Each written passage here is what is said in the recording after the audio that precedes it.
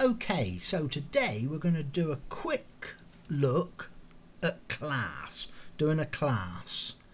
These are really useful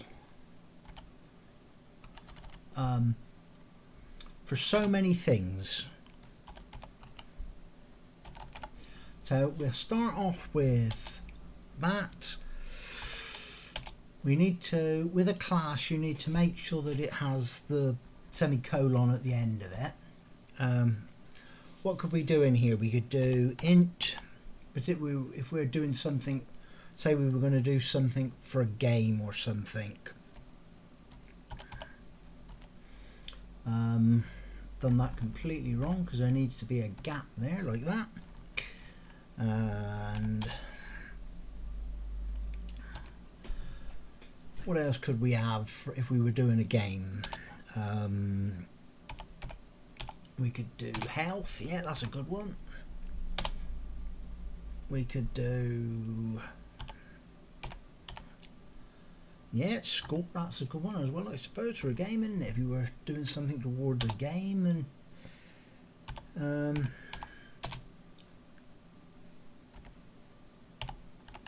speed. Right, now there you go. So what can we do with that now? Well, it's sort of similar to this log thing we did, but actually much more powerful. So we can come in here and make ourselves a little bit of space. Then what we can do is we can call that class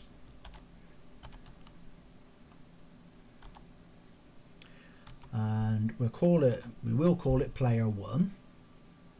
Now what we can do then is we can go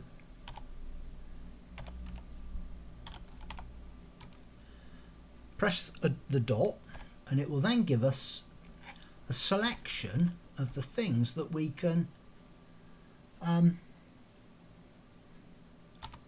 to. So we can, the position's going to be, let's say our position's going to be 10 on the,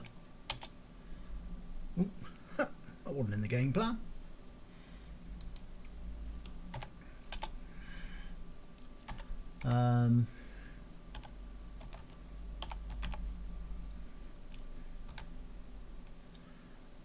We'll want to do the Y as well.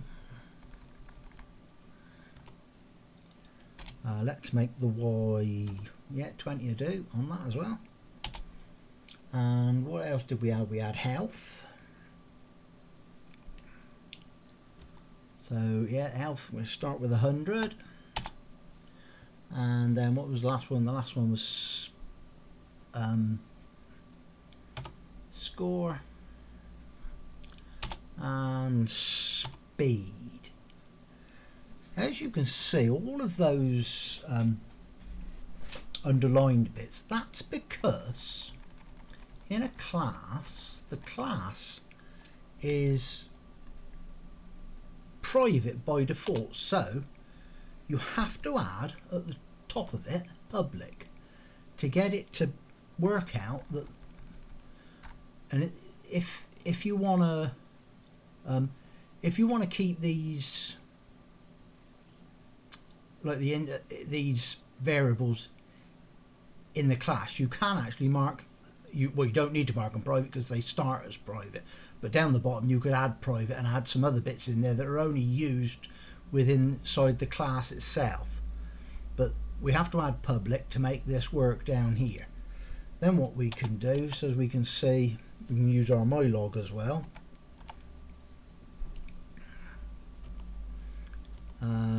There we go. And that's a good long one, isn't it? We can do, whoop.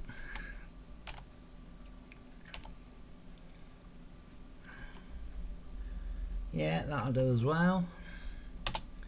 Saves me typing. I'm so slow at typing. It's probably better that Copilot fills it in for me because I take so long to type. Which is probably why I'm taking so long to learn to do this. So what we can then do, of course, if we can run our program, and we should be able to print those things out to the screen and see that our class is working. It's going to take a while because this is the first time I've run this today, so it always takes a while the first time. And we should get our print out. There we go, look at that. Isn't that amazing? Really useful, that is. And of course, what that also allows us to do, we could, if we then wanted to, we could come down here and we could go and set a player 2, and we could repeat exactly the same thing again. We could run down through all these things and add, which makes it really easy, because it saves having to keep writing all this code out all the time for each individual player or whatever else. I mean, it doesn't need to be a player. It could be, there's so many things this can be used for. And the other thing we have, which is also quite useful for this, we can also do, if we just blank this out a minute and get shot of that, we can also do a struct, which is pretty similar, but the struct is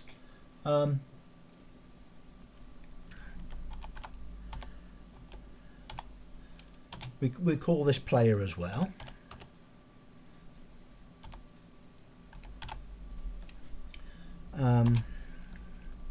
Very similar thing to it. We'll say yes to all of those because they're all the same. Now, if we, I thought I'd not named that, commented that out. Obviously, I didn't. And you can see it's still doing exactly the same thing. This is public by default. So whereas this is private, a class is private by default, and you have to actually add the public to make it be visible in the main. This is public by default. Structs are public by default. Just check that we've done it right. Give it a quick click and see if we get the same thing. And there we go. Isn't that marvellous? The marvels of C++. It took me a long time to learn this. Some of this stuff has been a real strain to learn, but I'm finally getting my head round it. I can, and it, like with the title of the video, it does keep your brain active. It's a really good, especially if you're getting on a bit like me, it's a really good hobby, and you can do some really wonderful things with C++. But anyhow, there you go. So that's another couple of useful bits added to our arsenal. Thanks for watching if you did.